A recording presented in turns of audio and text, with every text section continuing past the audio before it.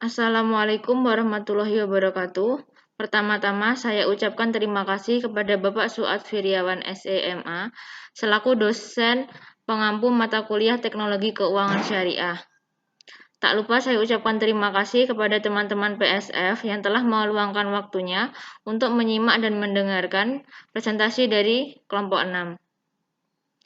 Di sini kami kelompok 6 akan mempresentasikan mengenai studi analisis fintech amanah. Tapi sebelum itu, izinkan saya untuk memperkenalkan anggota dari kelompok 6. Yang pertama adalah saya sendiri, Dian Puspitasari, dengan NIM 4022000131. Yang kedua adalah Dika Yulianto Bagus Nugroho dengan NIM 4022000136. Dan yang ketiga adalah Fitri Nur Hasanah dengan NIM 4022000146. Di sini saya akan menjelaskan mengenai poin yang pertama, yaitu profil usaha Amanah. PT Amanah Fintech Syariah adalah sebuah perusahaan finansial teknologi atau fintech syariah pertama yang terdaftar di OJK untuk melakukan kegiatan pendanaan kepada UMKM atau usaha mikro kecil menengah dengan prinsip syariah P2P atau peer-to-peer lending syariah dan beroperasi pada Maret 2018.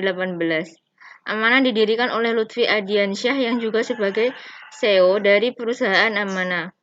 Pada prinsipnya, Lutfi Adiansyah mendirikan Amanah dengan tujuan untuk membantu UMKM dalam mendapatkan akses permodalan. Sebab UMKM merupakan wilayah yang masih banyak belum tersentuh oleh bank karena ketatnya regulasi dan kecilnya pinjaman. Amanah hadir sebagai perusahaan P2P atau peer-to-peer lending syariah dengan sistem non-direct funding, yaitu para pelaku UMKM diwajibkan untuk menjadi bagian atau anggota dari para mitra keuangan syariah mikro yang terdaftar di Amanah yang berfungsi sebagai lembaga kurasi kelayakan usaha UMKM yang akan didanai bersama para lender atau pendana melalui skema crowdfunding atau pendanaan bersama melalui aplikasi fintech. Dalam melakukan kemitraan, Amanah menerapkan pembagian keuntungan dari hasil pendanaan produktif dengan sistem murni bagi hasil antara pendana atau lender dengan mitra lembaga keuangan mikro mitra Amanah. Dalam dasar penentuan bagi hasil dilandaskan pada perbandingan antara proyeksi atau estimasi dengan relasi dan dari hasil pendapatan usaha yang diperoleh dari mitra-mitra nasabah atau UMKM yang mendapat pendanaan dari BMT, KSPPS, BPRS, lembaga ventura syariah, lembaga dan lembaga keuangan syariah lainnya di seluruh Indonesia untuk mengembangkan perekonomian sektor UMKM. Amanah menjadikan lembaga keuangan syariah sebagai mitra atau perwakilan Amanah di lapangan untuk menyerap UMKM yang membutuhkan permodalan. Kerjasama dengan lembaga keuangan memudahkan Amanah dalam melakukan mitigasi maupun pengawasan terhadap pembiayaan-pembiayaan yang telah tersalurkan. Mengingat lembaga keuangan syariah merupakan lembaga yang telah sangat mengerti sektor ekonomi usaha mikro. Sampai saat ini, Amanah telah bekerja sama dengan kurang lebih 80 mitra BMT atau koperasi syariah di seluruh Indonesia. Visi, menjadi halal bagian dari gaya hidup untuk semua orang. Misi, yang pertama adalah menghubungkan orang dengan ekonomi halal dan membuatnya diterima secara universal karena memberikan dampak. Yang kedua, fokus organisasi, yaitu mendanai masa depan industri halal melalui digital crowdfunding yang islami. Yang ketiga, nilai dan budaya organisasi, meliputi halal, mematuhi nilai-nilai syariah secara utuh, thayyib, menjaga tata kelola organisasi yang baik, maslahat, menciptakan nilai yang bermanfaat, dan yang terakhir adalah sahlun, menghadirkan kepuasan bagi pelanggan. Untuk materi selanjutnya akan disampaikan oleh Dika Yulianto Bagus Nugroho. Baik, di sini saya akan melanjutkan presentasi untuk poin berikutnya, yaitu poin B, yaitu komposisi website atau aplikasi dalam fintech Amanah. Amanah sendiri memiliki bidang usaha yang bergerak di bidang informasi teknologi yang menyediakan platform melalui media internet dan akan bertindak sebagai pihak perantara dalam mempertemukan pemberi pembiayaan dan mitra untuk dapat berkolaborasi dalam memanfaatkan kelebihan harta secara syariah dan produktif, sekaligus membantu banyak masyarakat terbebas dari riba dengan skema pembiayaan peer-to-peer syariah. Amanah tidak dapat membedakan usia orang yang mengakses dan menggunakan websitenya. Jika seorang anak di bawah umur atau menurut hukum yang berlaku telah memberikan data pribadinya kepada amanah tanpa persetujuan orang tua atau walinya, orang tua atau walinya itu harus menghubungi amanah untuk menghapus data pribadi yang terkait dan menghapus nama anak di bawah umur tersebut dari daftar pelanggannya. Selanjutnya, apabila ketika kita mengakui bahwa apabila kita tidak memberikan informasi atau data yang relevan dan menarik persetujuan sehubungan dengan pengumpulannya tersebut dan juga termasuk penggunaan dan juga penguapan informasi atau data yang relevan sebagaimana dijelaskan dalam kebijakan informasi, amanah berpeluang tidak dapat membuka atau melanjutkan akun pengguna atau membuat atau memberikan setiap produk dan layanan.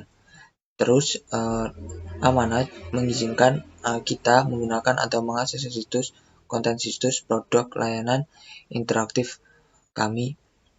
Dalam amanah sendiri juga akan memberitahukan kita tentang konsekuensi dari penarikan persetujuan tersebut. Seandainya kita memberitahukan kepada amanah tentang keinginan kita untuk menarik persetujuan tersebut. Selanjutnya, pada prinsipnya sendiri, teknologi keuangan merupakan sebagai wadah untuk mempertemukan seorang pemodal atau kelebihan rezeki untuk memberikan rezekinya kepada usaha produktif yang sebagaimana membutuhkan tambahan modal. Ini dinamakan crowdfunding dalam konsep peer-to-peer lending. Dan untuk amanah adalah teknologi keuangan pertama yang menggunakan pola syariah dalam operasi teknologi keuangannya. PT Amanah Fintech Syariah memiliki produk berupa aplikasi mobile yang dapat diunduh di Play Store dan App Store. Aplikasi tersebut dapat menghimpun dana untuk memodali usaha produktif yang membutuhkan modal. Selain itu, produk sebagai investor atau funding pada aplikasi Amanah Mobile yang dapat didownload pada Play Store terlihat bahwa pendanaan yang tersedia adalah bidang investasi, wakaf, dan infak.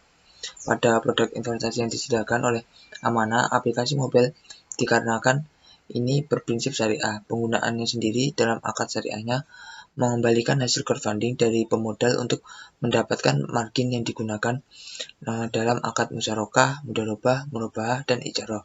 Dalam hal ini, pemodal melakukan crowdfunding kepada UMKM yang mengajukan pembiayaan yang dapat dilihat pada beranda investasi di aplikasi mobile. Untuk selanjutnya akan disampaikan oleh teman saya yaitu Fitri Nur Hasanah. Selanjutnya, jenis dan keunggulan produk. Pembiayaan produk. Pembiayaan merupakan pendanaan yang bertujuan untuk mendapatkan keuntungan. Dana yang diwakili oleh amanah dan mitra amanah saling bekerjasama untuk membiayai suatu proyek usaha. Akad yang digunakan bisa dua macam, yaitu akad mudharabah atau akad musyarakah.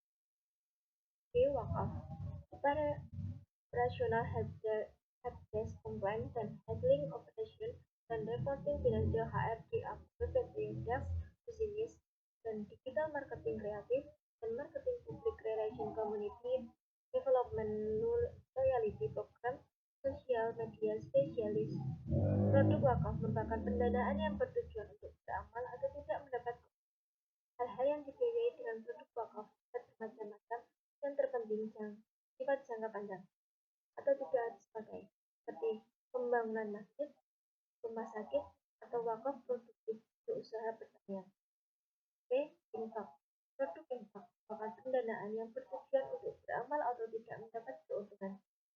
Hal-hal yang dibiayai dengan produk infak bermacam yang terpenting harus sekali atau harus dipakai seperti membantu fakir miskin, membantu bencana alam.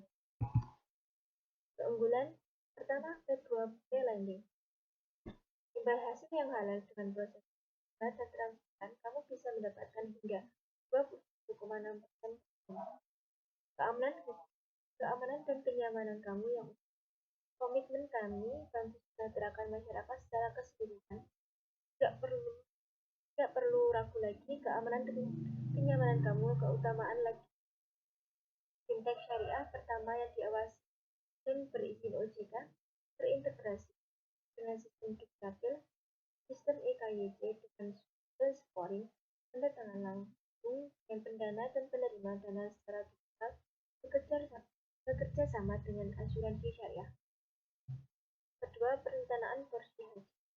Daftar sekarang, saya nanti. Tidak perlu menunggu lama. Rencana haji Anda semakin terencana dan tidak akan tertunda.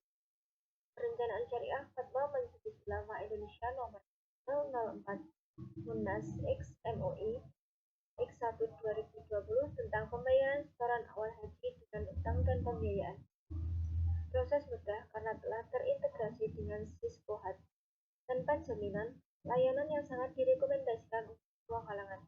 Pasti berangkat karena kamu sudah mengamankan porsi hajimu. Ketiga, highlighter. Kalangan syariah sesuai fatwa DSN MUI dan Otoritas Jasa Keuangan atau OJK. Tanpa bunga, tanpa jaminan, bisa langsung digunakan untuk raih impian. Amanah highlighter hadir untuk memudahkan kamu berbelanja dengan kalangan syariah di layanan e-commerce terkemuka yang sudah bekerjasama. Kekurangannya yaitu dana yang ditawarkan terbatas. Karena tidak sebesar bank, dana yang dimiliki juga terbatas, kemungkinan besar pinjaman yang diberikan pun terbatas. Tidak bisa sampai puluhan juta dalam sekali transaksi. Kedua, menyembunyikan biaya layanan. Kebanyakan iklan yang dirilis hanya memperlihatkan bunga yang sedikit, padahal pinjamannya besar. Padahal biaya layanan yang diterapkan cukup besar. Tiga, waktu pinjaman yang singkat. Beberapa fintech hanya menyediakan waktu pinjaman sekitar 15 hari saja. Padahal ada yang butuh waktu panjang agar bisa melunasi dengan baik.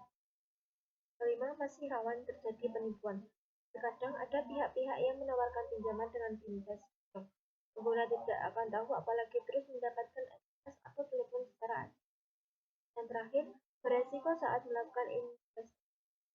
Karena secara umum kekuatan fintech di bawah bank, resiko mengalami masalah atau mungkin tutup cukup besar. Kalau hal ini terjadi, keamanan uang Anda masih dipertanyakan.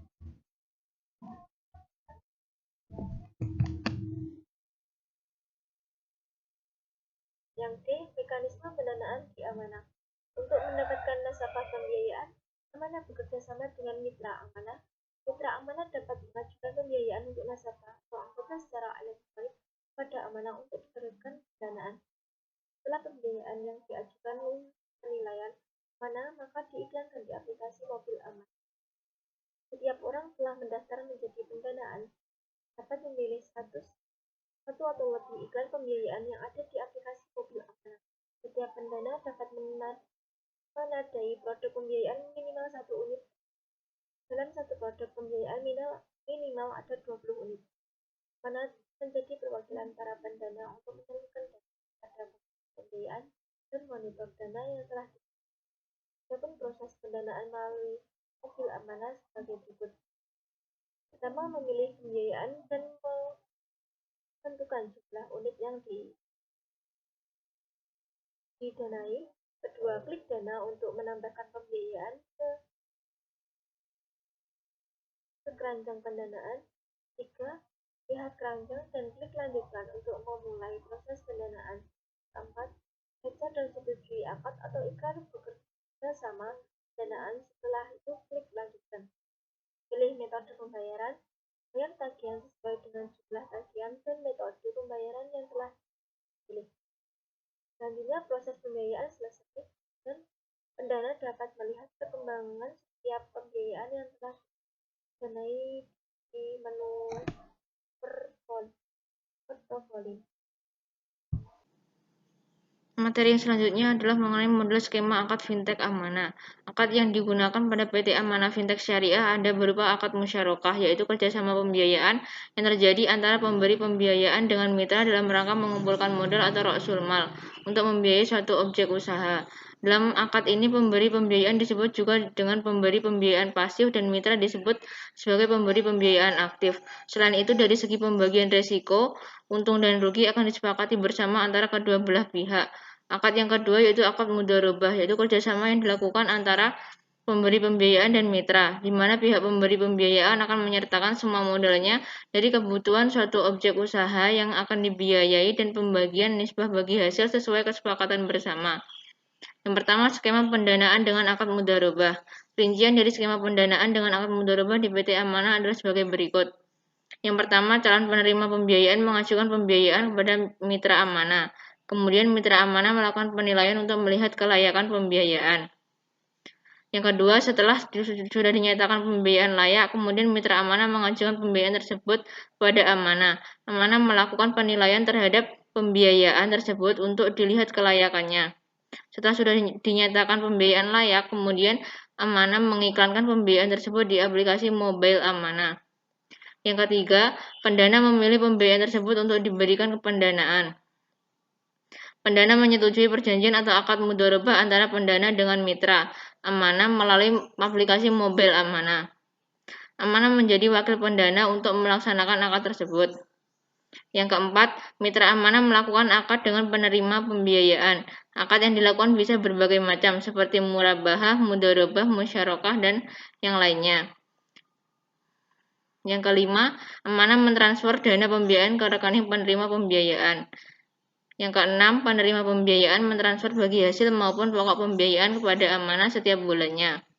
Yang ketujuh, amanah menyerahkan bagi hasil kepada pendana sesuai dengan nisbah yang sudah disepakati. Pokok pembiayaan dikembalikan kepada pendana setelah pembiayaan sudah selesai. Pada prakteknya, pada dokumen akad ada dua hal yang kurang sesuai antara dokumen akad dengan praktek yang amanah lakukan. Yang pertama adalah dokumen akad antara pendana dengan amanah tertera bahwa amanah mengambil ujrah, akan tetapi besarnya Rp0 dari platform pendanaan. Untuk itu dapat disimpulkan bahwa tidak ada pengambilan ujrah dari pendanaan atas jasa yang telah amanah berikan. Kedua, dokumen akad wakalah amanah maupun akad mudharabah menuliskan bahwa dana yang diberikan pendana untuk pemohon atau penerima pembiayaan ditransfer ke mitra amanah. Namun praktiknya amanah langsung mentransfer dana tersebut ke rekening penerima pembiayaan. Pemohon adalah pihak ketiga yang mengajukan aplikasi pembiayaan kepada mitra. Artinya pemohon adalah penerima pembiayaan, sedangkan mitra adalah lembaga keuangan yang bekerja sama dengan amanah. Hal ini bertentangan dengan fatwa DSN MUI nomor 115 tahun 2017 dan nomor 113 tahun 2017 terkait ketentuan syihat yang harus dilakukan secara tegas, jelas, mudah dipahami dan dimengerti oleh para pihak. Artinya setiap pihak yang berakad harus menuliskan dokumen akad dengan tegas, jelas, dan mudah dipahami. Menurut POJK nomor 10 tahun 2019, praktik ini menyalahi prinsip adalah dalam penyelenggaraan kegiatan pembiayaan syariah. Pada lembar penjelasan tertulis bahwa prinsip adalah menempatkan sesuatu hanya pada tempatnya dan memberikan sesuatu hanya pada yang berhak serta memperlakukan sesuatu sesuai dengan posisinya. Para pihak yang berakad yaitu pendana dan mitra amanah sudah sesuai dengan kepatuhan syariah yang berlaku sesuai dengan fatwa DSN MUI nomor 115 tahun 2017. Pendana selaku sahibul mal menserah terimakan modalnya kepada mitra amanah selaku mudharib. Sedangkan mitra amanah merupakan lembaga keuangan syariah yang memang sudah memiliki keahlian dalam mengelola pembiayaan. Tidak hanya itu, amanah juga memberikan persyaratan yang cukup berat kepada lembaga keuangan syariah yang ingin menjadi mitra amanah. Yang pertama, ketentuan terkait modal juga sudah sesuai dengan kesepakatan yang berlaku. Sistem digital yang amanah terapkan menjamin bahwa pemodal harus mengirimkan uang dalam bentuk rupiah dan nominal yang sesuai dengan kesepakatan. Selain itu, pendana selaku sahibul mal juga mendanai keseluruhan platform pembiayaan yang diajukan oleh nasabah pembiayaan, sehingga mitra amanah sebagai mudharib hanya perlu mengelola pembiayaan tersebut sesuai dengan kesepakatan pada saat akad. Hal ini sudah sesuai dengan fatwa DSN MUI nomor 115 tahun 2017 yang mengatur bahwa pada ketentuan terkait nisbah bagi hasil, amanah memiliki satu hal yang perlu diperbaiki. Pada iklan pembiayaan maupun ringkasan transaksi tercantum secara jelas nisbah bagi hasil antara pendana dengan mitra amanah, namun pada dokumen akad mudharabah yang dicantumkan adalah bagi hasil antara pendana dengan mitra amanah dalam bentuk proyeksi keuntungan. Praktik ini bertentangan dengan fatwa DSN MUI nomor 115 tahun 2017 yang memberikan ketentuan bahwa nisbah bagi hasil adalah nisbah atau perbandingan yang dinyatakan dengan angka seperti persentase untuk membagi hasil usaha. Yang selanjutnya adalah mencantumkan pembagian keuntungan dalam bentuk proyeksi keuntungan akan mengaburkan sistem bagi hasil yang sesuai dengan syariah dalam pandangan hukum. Sebab-sebab dokumen yang sah secara hukum adalah dokumen perjanjian akad antara pendana dengan mitra amanah, bukan ringkasan pembiayaan di aplikasi amanah. Buku standar produk mudharabah yang dirilis oleh OJK juga mengatur bahwa di awal akad, bank syariah dan nasabah hanya boleh menyepakati nisbah bagi hasil, namun tidak boleh menyepakati dalam hal nominal atau bagi hasil, menurut OJK tahun 2019. Oleh karena itu, praktik bagi hasil dalam bentuk proyeksi keuntungan sangat jelas tidak sesuai dengan kepatuhan syariah. Kegiatan usaha yang dilakukan oleh mitra amanah maupun nasabah pembiayaan sudah sesuai dengan kepatuhan syariah, sebab amanah mensyaratkan bahwa dapat menjadi mitra amanah hanyalah lembaga keuangan syariah. Sedangkan nasabah pembiayaan harus memiliki usaha yang halal dan produktif. Selain itu, amanah juga tidak memperbolehkan mitra amanah untuk meminjamkan, menyumbangkan, atau menghadiahkan dana pembiayaan dan keuntungan kepada pihak lain dan melakukan tindakan-tindakan yang termasuk pada at-ta'adi, at-taksyir, dan atau mukafalat asyisyuruh. Selanjutnya adalah ketentuan terkait kerugian di amanah juga sudah sesuai dengan kepatuhan syariah. Pertama, sesuai dengan fatwa DSN MUI, amanah dari awal mengatakan kepada pendana bahwa segala bentuk kerugian akan ditanggung oleh pendana, sebagai amanah hanya mewakili pendana untuk berkongsi dengan mitra amanah. Hal itu sesuai dengan fatwa DSN MUI. Kerugian dari pengelolaan pembiayaan yang dilakukan oleh mitra amanah juga ditanggung oleh pendana.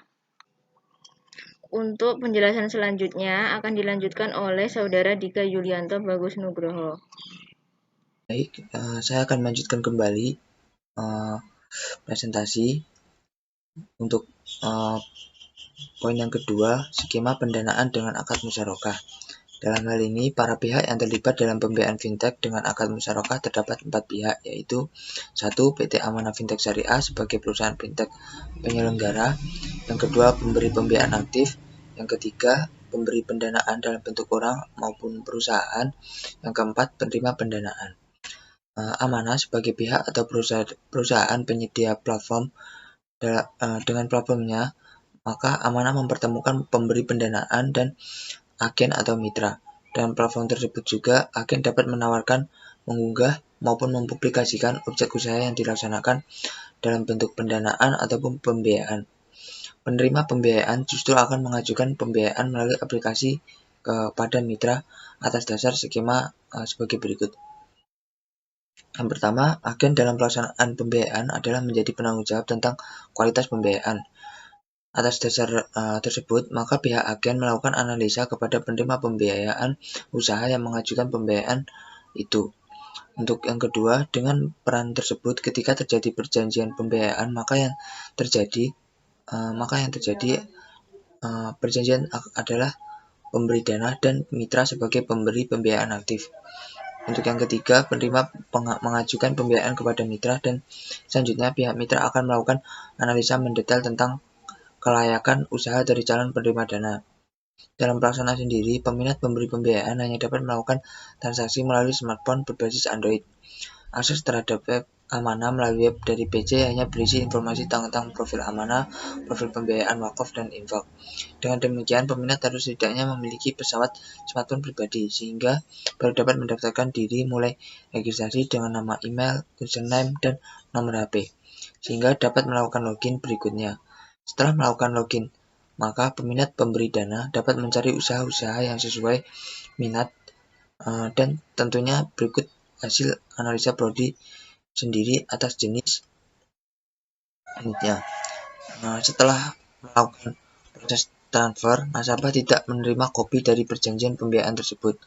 Yang dapat dilakukan adalah dengan screenshot perjanjian tersebut sebelum pencairan. Konfirmasi dari pihak Amanah dalam hal bahwa penerima menjadi bagian pembiayaan sangat minim informasi dari email yang dikirim dengan bot hanya menginformasikan data pokok pembiayaan yang telah didanai, antara lain nilai kontribusi, jangka waktu, estimasi laba, mitra, nilai proyek, nama nasabah, kontribusi nasabah, pokok, rasio, dan keuntungan mitra. Dengan demikian, dari pihak amanah tidak menginformasikan kembali atau konfirmasi tentang pendanaan yang telah diberikan kepada nasabah, sehingga paling sedikit terdapat dokumen yang tidak dapat diberikan salinan. Salinannya sebagai berikut. Yang pertama, akad pembiayaan antara pemberi pembiayaan aktif atau mitra dengan penerima pembiayaan amanah. Yang kedua, perjanjian antara amanah dengan mitra atau pemberi pembiayaan aktif, misal tentang hak kewajiban para pihak. Yang perlu dicermati dan dipertanyakan dalam perjanjian ini adalah para pihak dalam perjanjian yang harus terlihat adalah antara para syarikat, yaitu antara pemberi dana dengan penerima dana yang menjalankan usaha. Dalam hal ini, hak dan kewajibannya antara para syarikat terlihat jelas dan terang serta diketahui oleh para pihak tersebut. Dalam hubungan ini, pihak pemberi dana pasif mewakili dan memberi kuasa kepada pemberi dana aktif dalam menjalankan pendanaan kepada penerima dana. Untuk yang kedua, poin B, jika memang pihak pemberi pasif tidak melakukan langsung dengan penerima karena diwakili oleh agen, maka pemberi dana pasif wajib diberikan kopi perjanjian antara mitra atau pemberi dana aktif dengan penerima dana. Selanjutnya, akad yang digunakan pada layanan pembiayaan berbasis komunitas. Dalam akad wakalah bil Ujroh atau akad perwakilan dengan upah sesuai Fatwa DSN MUI nomor 17/2021,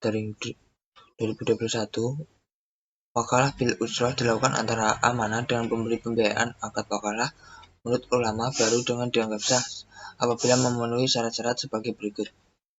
Yang pertama, orang yang mewakilkan atau al-muwakil. Yang kedua, orang yang menerima kuasa atau al-wakil. Yang ketiga, perkara yang diwakilkan. Yang keempat, pernyataan kesepakatan atau ijab dan qabul. PT Amanah Fintech Syariah sebagai penerima kuasa wakil, penerima tanggung jawab atau penerima kuasa dari pemberi pembiayaan sebagai orang yang mewakilkan atau mewakil.